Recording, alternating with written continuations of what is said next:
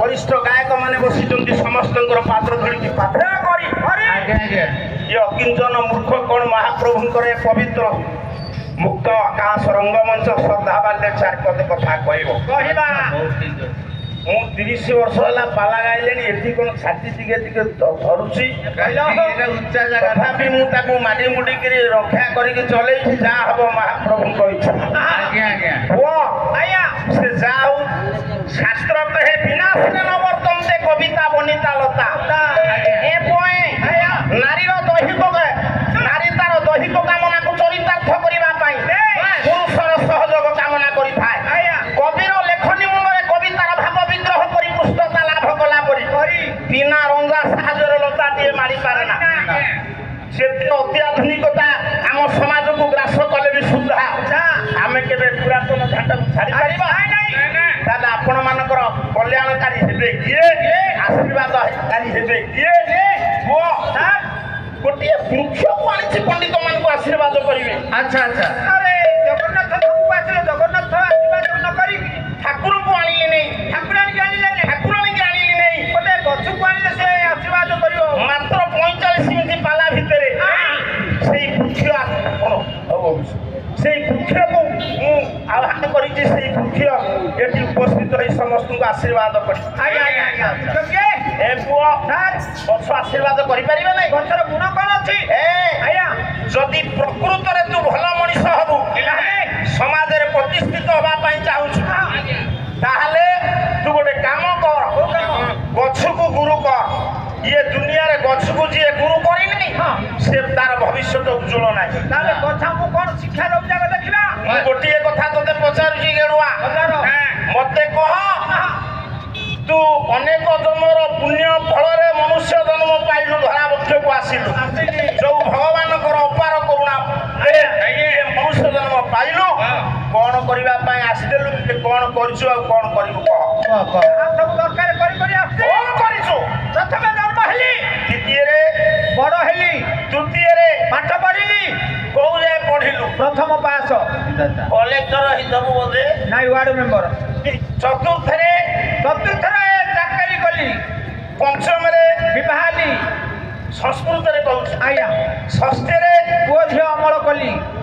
अमल कोन धान मंडी रे दबो केते पिला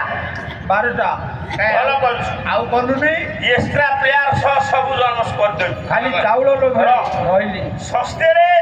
बुढ़ा हेबी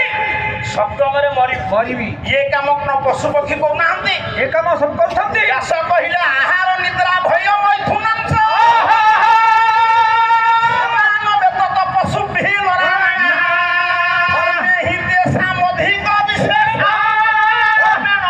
पशु भी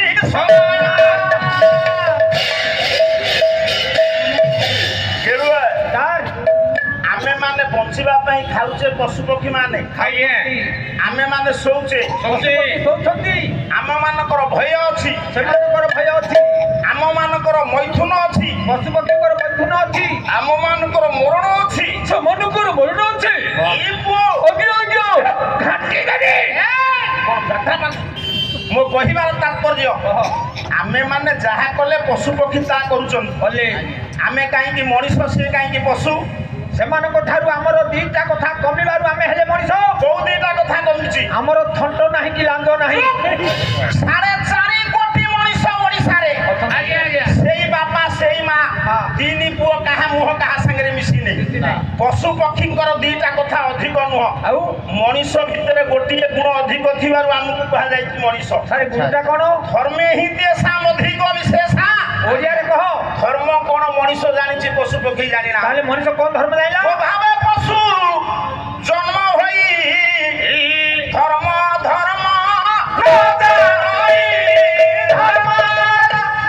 जगतसिंहपुर रे आउ कोन गला स्वभाव पशु जन्म होई धर्म न जानी धर्म पशु धर्म कोन जानि छै ना जो मां गर्भरु जन्म नब सेई मां सहित रति क्रीड़ा करिवो करिवो ना नाही करे ना किंतु जो मनुष्य दिव्य सुंदर हिथिबो धर्म विषय रे जानि नथबो बस ताकू पशु कहा जीवनी पशु ना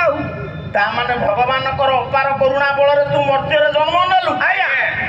କେବଳ ଖାଇବୁ ପିଇବୁ ବଡ଼ ହବୁ ସଂସାର କରିବୁ ମରିବୁ ଆଉ କ'ଣ କରିବା ନାଇଁ କୋଉ କାମ କଲେ ଭଗବାନ ଖୁସି ହେବେ ଆଚ୍ଛା ଆଚ୍ଛା ବ୍ୟାସ କହିଲେ ହେ କଳିଯୁଗର ମଣିଷ ତୁମ ପାଖରେ ସମୟ ଅଭାବ ତୁମେ ଅଷ୍ଟାଦଶ ପୁରାଣ ପଢି ପାରିବନି ନା। ଗୋଟିଏ ଶ୍ଲୋକ ଦେଖ ଶ୍ଳୋକଟି କହିଲା ଅଷ୍ଟାଦଶ ପୁରାଣେଷୁ ଷଷ୍ଠ ବଚନଂ ଉପକାର ପୁଣ୍ୟାୟ ପାୟ ପରପୀଡ଼ନ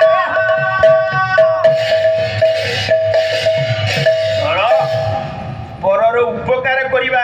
ପୁଣ୍ୟ ଆଉ ପରର ଅପକାର କରିବା ହେଉଛି ପାପ ପରର ଉପକାର ତୁ କରିବୁ ଶିଖିବୁ ଯିବା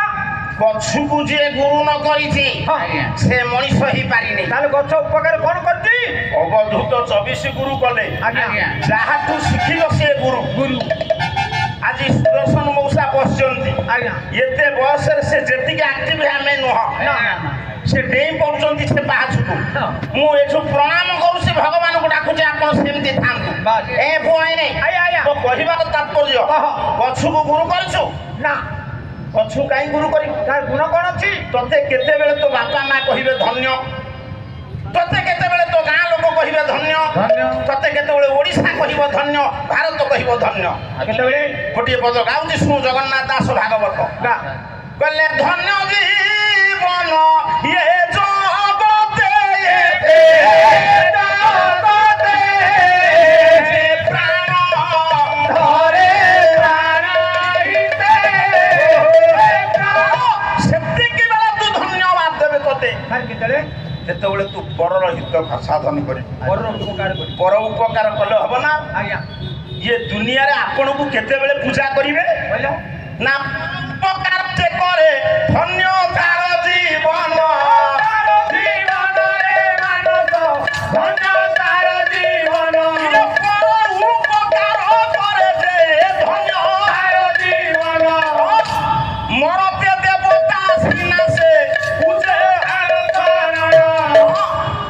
ଦେବତା କହିଲେ ପଣ୍ଡିତ କଣ ଆମେ ବୁଝିବା ନା ଯାହାଙ୍କ ଭିତରେ ଦିବ୍ୟ ଗୁଣ ଅଛି ସେ ଦେବତା ଦେବତା ସୂର୍ଯ୍ୟଙ୍କ ଭିତରେ ଅଛି ଦିବ୍ୟ ଗୁଣ ଆଜ୍ଞା ଚନ୍ଦ୍ରଙ୍କ ଭିତରେ ଦିବ୍ୟ ଗୁଣ ଆଜ୍ଞା ପବନ ଭିତରେ ଦିବ୍ୟ ଗୁଣ ଆଜ୍ଞା ବରୁଣଙ୍କ ଭିତରେ ଦିବ୍ୟ ଗୁଣ ଯାହା ଭିତରେ ଦିବ୍ୟ ଗୁଣ ଅଛି ସେ ଦେବତା ଦେବତା ଆଜି ଦିବ୍ୟ ଗୁଣ ଥିବାରୁ ଗାୟକ ମାନେ ପୂଜା ପାଉଛନ୍ତି ହରନାଥ ପୂଜା ପାଉଛନ୍ତି ମାର୍କଣ୍ଡେୟ ବାହିନୀପତି ପୂଜା ପାଉଛନ୍ତି ନିରଞ୍ଜନଙ୍କର ପୂଜା ପାଉଛନ୍ତି ଆଜ୍ଞା ଦିବ୍ୟ ଗୁଣ ଥିଲା ମୋ କହିବାର ତାତ୍ପର୍ଯ୍ୟ ଦିବ୍ୟ ଗୁଣ ଯାହା ଭିତରେ ନାହିଁ ସେ ଦେବତା ନୁହଁ ଆମେ ମାନେ କେତେବେଳେ ପଢିଛେ କି ଦେଖିନେ ଶିବ କୁଆଡେ ବିଷ ପାନ କରିଥିଲେ ଆଜ୍ଞା ଏ ପୁଅ ଆଜ୍ଞା ମୁଁ ବିଶ୍ୱାସ କରୁନି କି ଅବିଶ୍ୱାସ କରୁନି ବେଶ ଆପଣଙ୍କ ଆଖି ଆଗରେ ଲକ୍ଷ ଲକ୍ଷ ଶିବ ବିଷ ପାନ କରୁଛନ୍ତି ଲକ୍ଷ ଲକ୍ଷ ଶିବ କିଏ 4.5 ଲକ୍ଷ ମଣିଷ ଆଜ୍ଞା। 4.5 କୋଟି ମଣିଷ ମଣିଷ ଦିନ ରାତି 24 ଘଣ୍ଟା ଭିତରେ 21,600 ଥର ଗୁଣନ 4.5 କୋଟି ସେଇ ଗୁଣିଦବୁ ଯେତିକି ହବ ସେତିକି ବିଷ ତ୍ୟାଗ କରୁଛି ଅଙ୍ଗାରକାମ୍ଳ ବିଷ ଆମ ପାଇଁ ଦରକାର ଅମ୍ଳଜାନ ଅକ୍ସିଜେନ ଦରକାର ଆଜ୍ଞା ଆଜ୍ଞା ଅକ୍ସିଜେନ ଯୋଗାଉଛି କିଏ ଗଛ ଯୋଗାଉ ନାହିଁ ଗଠନ ମଣିଷ ଛାଡୁଥିବା ଉତ୍ପାତ ବିଷକୁ ପାନ କରି ଗଛ ଯୋଗାଉଛି ଅମୃତ ହଁ ଇଏ କହୁଛି ଗଛର ମୂଲ୍ୟ ନାହିଁ ଏ ସ୍ୱଳ୍ପ ଗାଇବି ଆଜିର ସମାଜରେ କଳିଯୁଗରେ କଳା ମୁଣ୍ଡିଆ ଦି ଗୋଡିଆ ମଣିଷ ଉପକାରୀର ପ୍ରତି ଉପକାରକୁ ଭୁଲି ଗଲା ବେଳେ ବାସ୍ ଏ ପୁଅ ଆଜ୍ଞା ଗୋଟିଏ ଗଛ ତୁ ବାରିଆଡେ ଯୋଉ ଗଛ ଲଗେଇଛୁ ପାଣି ଦଉଛୁ ହଁ ସେଇ ଗଛ ଉପକାରୀର ପ୍ରତି ଉପକାର ଶିଖଉଛି ଗୋଟେ ଶ୍ଲୋକ ଗାଉଛି ଶୁଣୁ